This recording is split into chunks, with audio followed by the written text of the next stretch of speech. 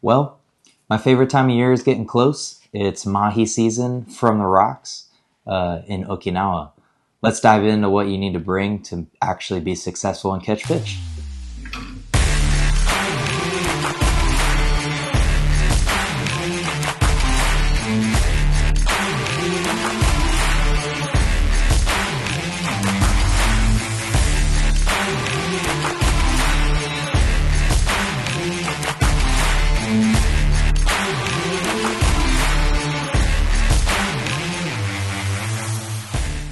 Alright, so throughout this video, we're going to go through things like clothing, rods and reels that you need to use, lures, terminal tackle, things like jigs, what types of lures if you plan on using lures, leader, how you're going to present those lures as well, because Mahi tend to like a little bit of a different presentation, and the way that they fish for them here in Okinawa is way different than the way you would think, especially considering the fact that nowhere else fishes for a fish like Mahi from the shore. So there's a slightly different presentation, so we're going to go over that.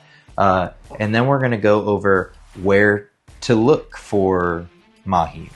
We're also going to talk about miscellaneous gear, things that people might not think about bringing, but definitely need to be thought of, definitely need to be brought. First off, clothing. It's pretty cut and dry. It's very steep, rocky, very sharp rocks in the terrain you're going to be fishing for these things. So people I see all the time, they show up in shorts, t-shirts, flip-flops I've even seen out there.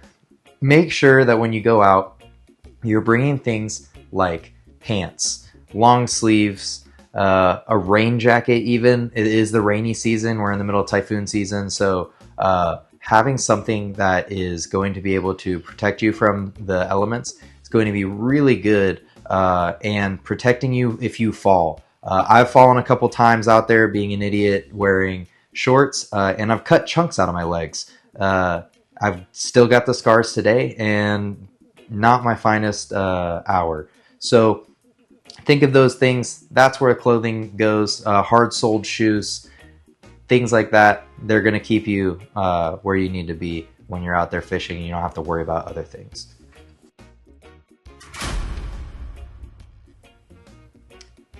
Rods and reels are next. Real simple.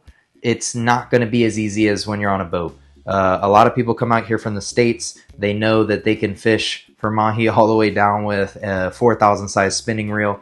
That's not the case here. You are shore fishing, so it's a completely different fight. It's a completely different type of strategy to get the fish in. There's a lot of rocks, sharks are out there, things that cause the fight to be slightly different. So what you're going to end up doing is you're going to notice these sizes tend to be a little bit bigger, a little bit on the beefier side. Think of it almost like how you would pier fish back in the States. They're going to be fishing heavier stuff because they need that abrasion resistance. They need things like that power to be able to bring those fish up the side. Some of these things are going to be cliffs, so you got to be able to have the power to at least get the fish halfway out of the water to keep it there before it can be gaffed or netted. Starting at the absolute lowest end, I would not recommend going any smaller than a 6,000 size spinning reel. I have one right here. This is a Caldea 6000. It's the deep spool, so it carries a whole lot more line, which can help when it comes to things like Mahi and taking big runs. Also, there's more fish out there than just Mahi, so every now and then you'll get something that might be a little bit bigger, might be a little bit different.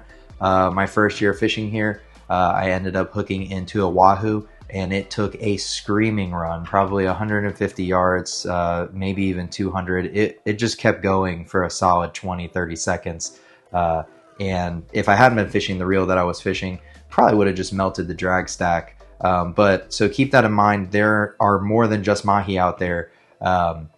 It's a lot of these spots are deep. They're pelagic species. So this 6,000, I would say, is probably on the lighter end. It's running actually it's PE2 on it right now.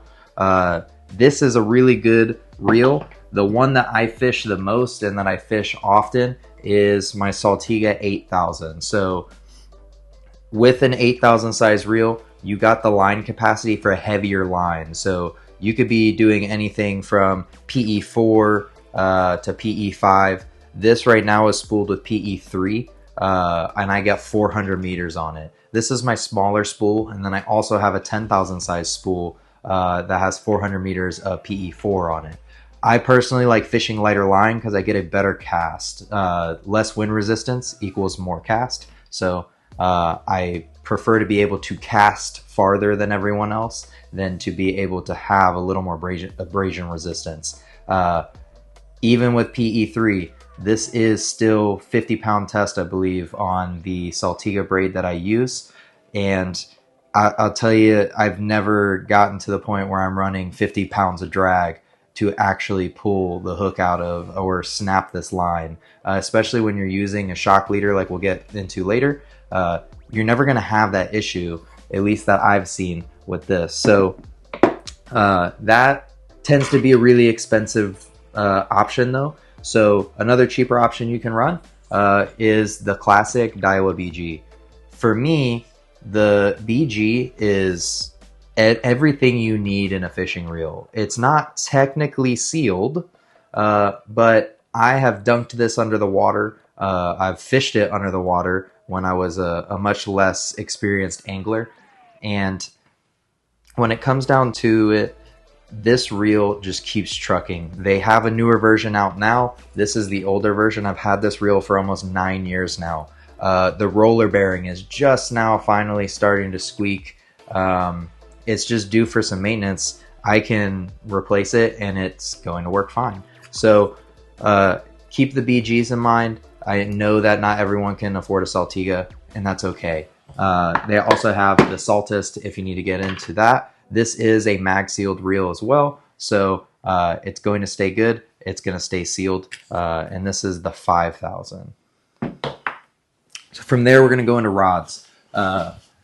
Rods are make or break a lot of the time. So the one thing that's going to give you the most casting distance is a properly tuned rod that can cast the working weight of the jigs and lures that you need to cast for these fish.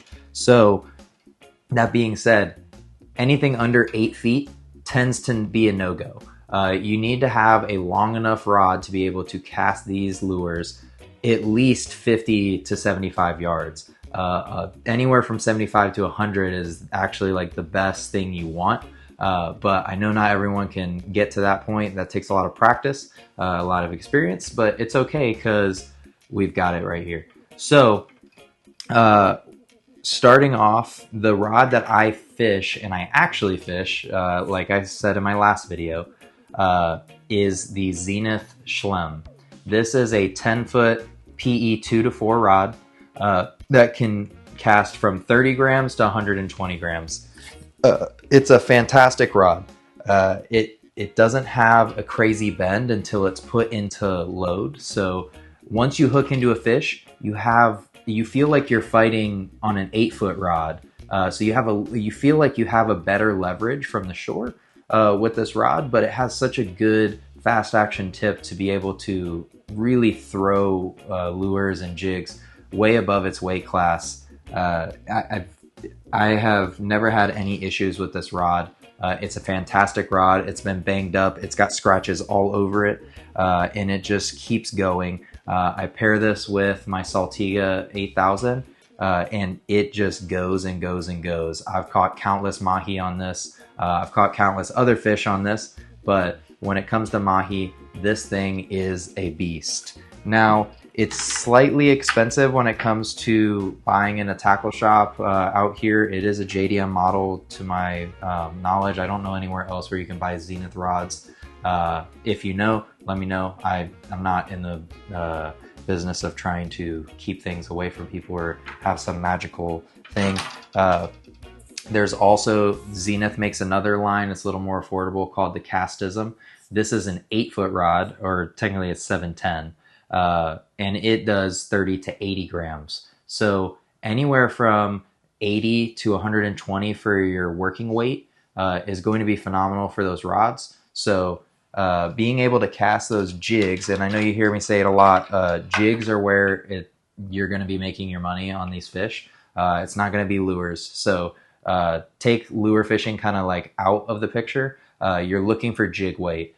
Again, if you're coming from the States, something like a St. Croix Mojo Surf works fantastic. This was the rod that I used my first year here for the first couple outings until I could figure out what I needed. This is a fantastic rod. Any kind of 8 to 10 foot surf rod that can do anywhere from 3/4 to 4 ounces is going to be fantastic. 2 to 6 ounce is probably going to be the best for throwing these lures, because you're not going to get as much of a full bend. The surf rod tends to have a lot more bend in it than these JDM jigging rods that you're going to see that we use from shore, or the plugging rods. Also, I have another one. This is an 8-foot tail walk. This is the Sprint Stick, the SSD, and it's also another good rod, and it doesn't want to focus. There you go. So this is also another fantastic rod, and I usually will take these. Those extra 3 now are just my backups. When I tend to take people out with me, that's what they're going to get. We've caught countless fish on them. I use them from the boats. I use them for everything. So those 8-foot rods is kind of my absolute favorite rod length when it comes to fishing for mahi or on a boat in general. So that covers reels and rods, lures, and terminal tackle. So there's a lot of people that come out here and they want to fish with lures. That tends to be the big thing. They want to throw poppers. They want to throw stick baits and twitch baits and whatnot. Same way that we're going to cast out to mahi on a boat. They're not as productive as jigs. And that's something that I've noticed here is slightly different. And that's okay. That's the way that people are going to be fishing them when you see them. A lot of these angles that you're going to be fishing are going to be very high angles. So when you're casting from up here and you're trying to cast to the water down here, you're going to have a very steep angle, and you're not going to have a very good working angle for your lures. So if you bring lures and you find a spot, there are a couple spots on the island where you can get pretty close down to the water. Those spots are going to be able to use lures, but they're still not going to work quite as good as a jig. So you're going to see a lot of people throwing jigs. One of the biggest things that we're going to see a lot of are just these very simple casting and retrieving jigs. The best colors that I've had work for me tend to be anywhere from gold, silver, pinks work very well. And as you can see here, that is going to be the bread and butter.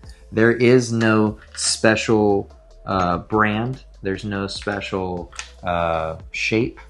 I would say go for things that tend to be anywhere from 5 inches, 4 to 5 inches, maybe a little bit bigger, because that's what mahi are going to be feeding after. And the one thing you want is your lure to stand out from the bait fish. So if you see a bunch of tiny little bait fish, you're probably going to catch the smaller mahi. And sometimes the smaller ones will actually eat the bigger jigs too. But when you're going out there and you're trying to catch meat for your freezer, tends to be a bigger presentation is going to get a bigger fish.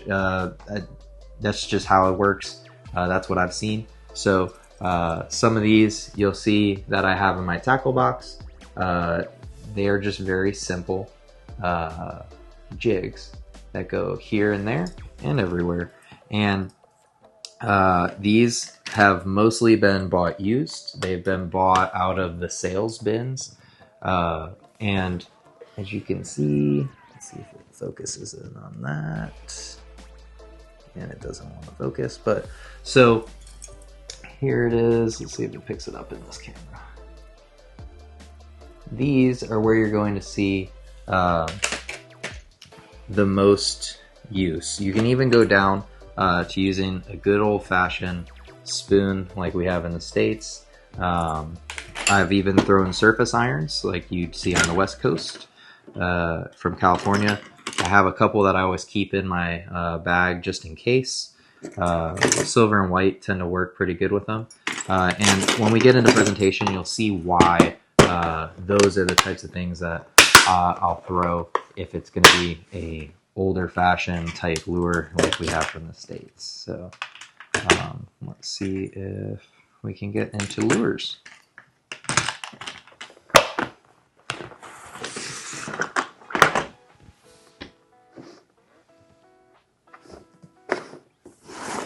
All right, so here we are with some lures.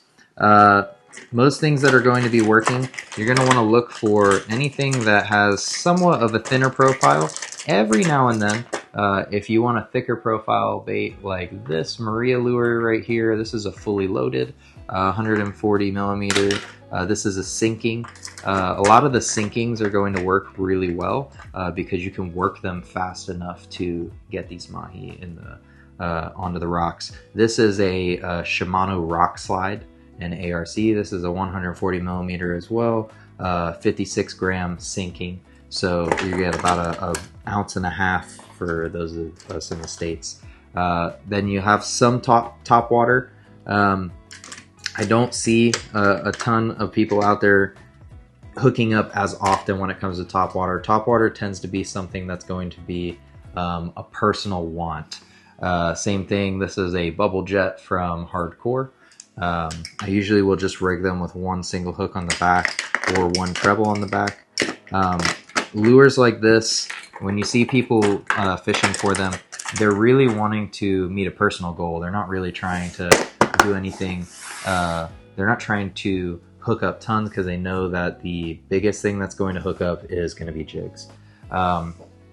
Big thing, rear assist hooks. So you can run assist hooks, but you want them to be in the rear. You're going to be casting and retrieving. You're not jigging it. You're kind of reeling it in almost like a spoon. So you can do the double split ring trick where you have two split rings and then a single hook.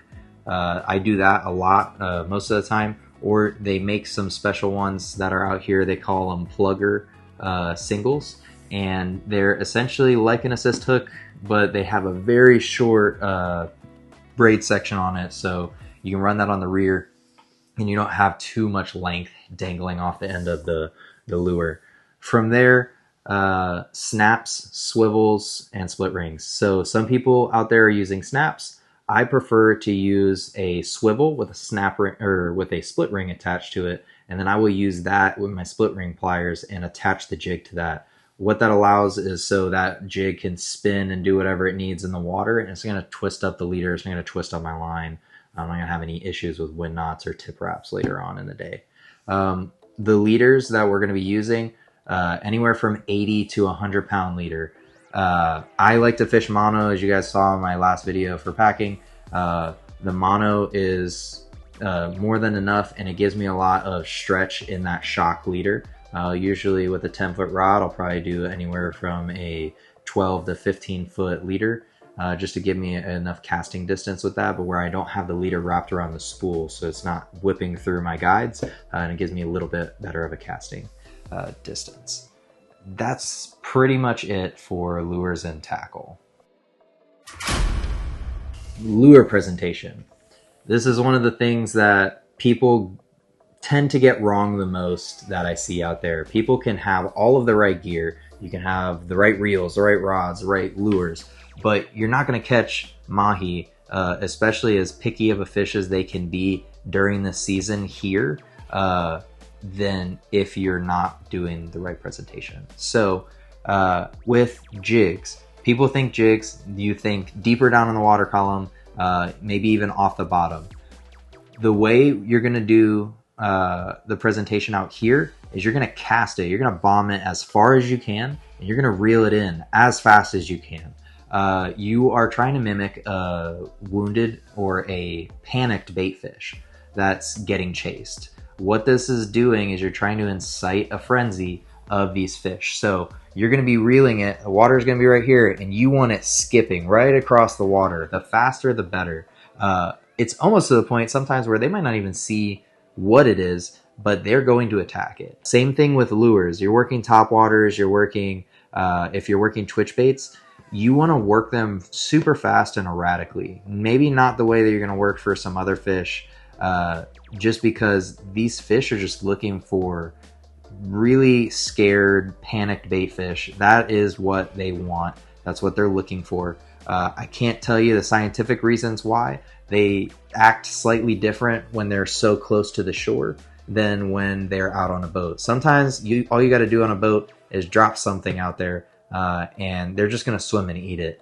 It doesn't tend to be the case here. I've seen them look away from the wrong colors. I've seen them swim away with a lure dragged right in front of their face. You got to make sure that you're doing things the right way. And if you ever have any worries as to how you're doing it or if you're doing it the wrong way, just take a look at some of the locals that are out there, and you'll be able to tell how they're working their lures versus how you're working your lures. Anytime you do that, you're going to be safe. When to cast and how. The biggest thing for casting, look for a local that is out there.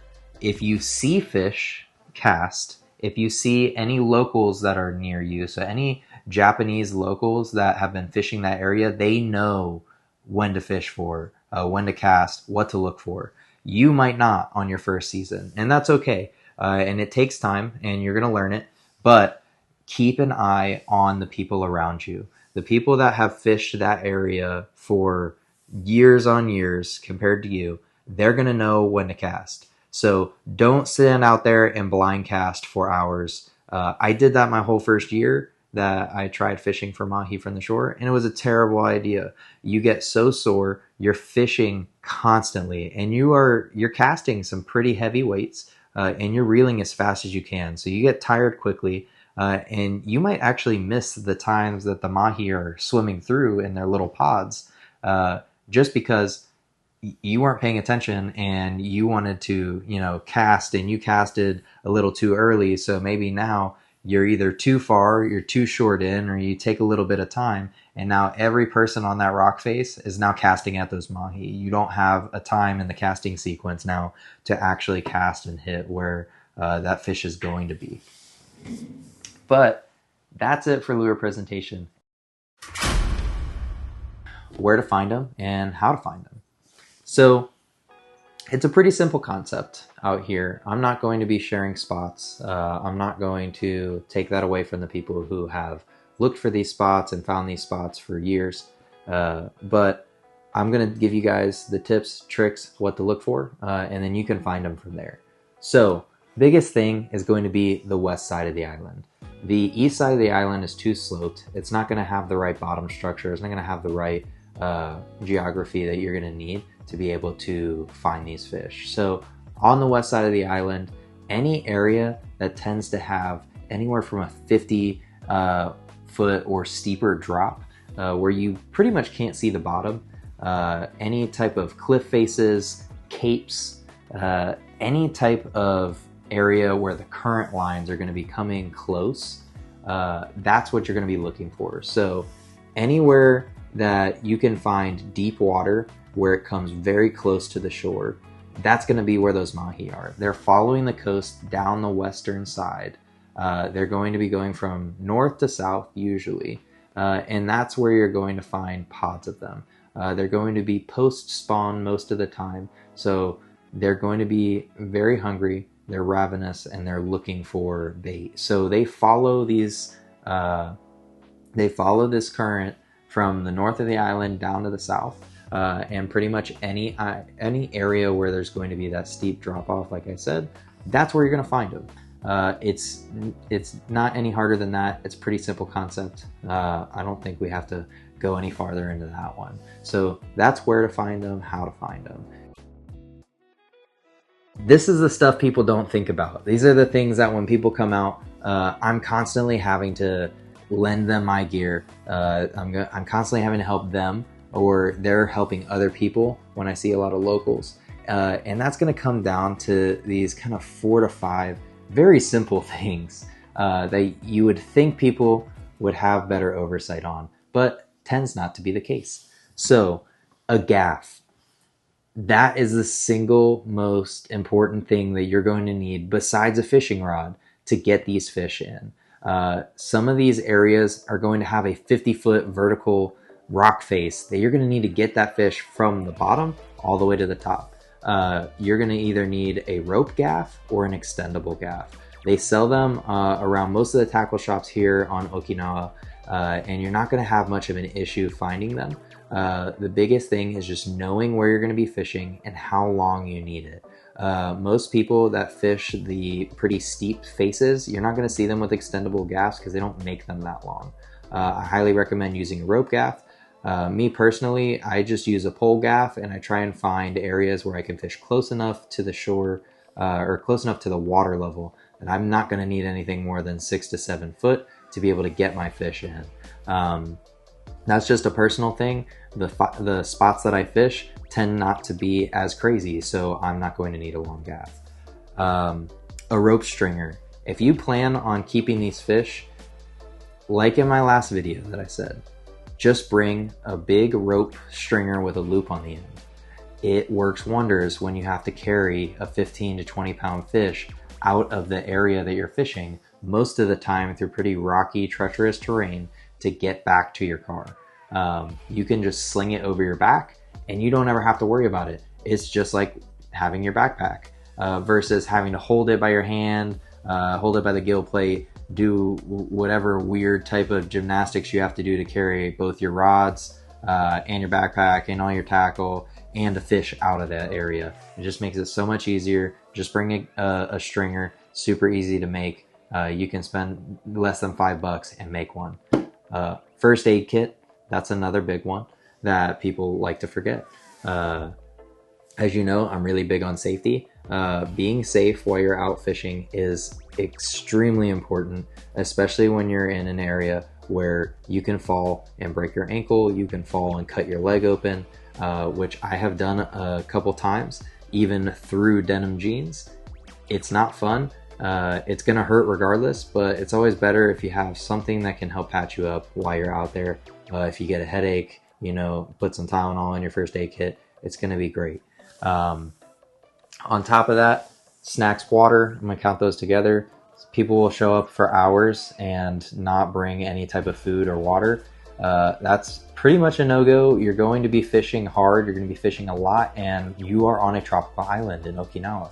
It is hot, even in the winter. It's going to be humid, even in the winter. You are burning hundreds of calories fishing for these fish the way that you do, and if you get into fish and they're going to be frenzied up, there's gonna be a lot of fish that are going to take a lot of energy from you. So just be safe and bring some snacks and water. And then when you get tired, you're just gonna eat that, drink that water, and then you're gonna feel better and you're not gonna feel like crap the rest of the day. Bring a cooler. For those of you that don't drive a K-truck like myself, you gotta transport your fish somehow, and shocker, it doesn't make your car smell good when you lay a fish right in the back on the carpet because you forgot to bring a cooler. So make sure you bring a cooler. Make sure you bring a big enough one that's going to fit Mahi, and you're good to go. Next, a PFD. There's a lot of people out there that will fish with a personal flotation device. A lot of the people that you see that are locals are going to have a PFD. I personally don't fish with one. I also try my best not to get in any treacherous position that's going to lead me falling into the water. Sometimes if I was to go out on the bigger cliff faces, then I will wear a waist mounted PFD. I don't like to fish in those areas, so I don't deal with that. Most of the areas that I'm fishing, the water level is right where I'm at. If I were to somehow slip, I can very easily get right back up on the rocks and no worries. But in certain areas, especially if you're not a good swimmer, make sure that you wear some sort of flotation device just to be on the safe side. Every year, you'll see posts on Facebook about people falling off the rocks, and then they have to have the Coast Guard come and airlift you out because there's no way you're getting back up the side of a sheer cliff. But other than that, that just wraps all of it up. We talked about lures, we talked about clothing, we talked about the rods and reels that you're going to need, how to present those lures, and we also went over how to find the fish, where to find them, And we even went over a couple miscellaneous gear items while we were at it. So that's it. I hope this video didn't go too long, but I also hope that I helped set you guys up for the biggest success for your first season, whether it's your first or your 20th. I hope this has helped modify your gear list maybe a little bit, or helped you start from step zero and go through everything that you would need without having to waste too much money in the process like I have in the past. So I hope everything is good for you. I hope you have a great season. If you see me out on the rocks, then say hi. I always love talking to everyone. As you can see, I can talk forever, and I love talking fishing. So I'm Chris. This is Anything Salt Fishing. And remember, if you can get to it, fish it.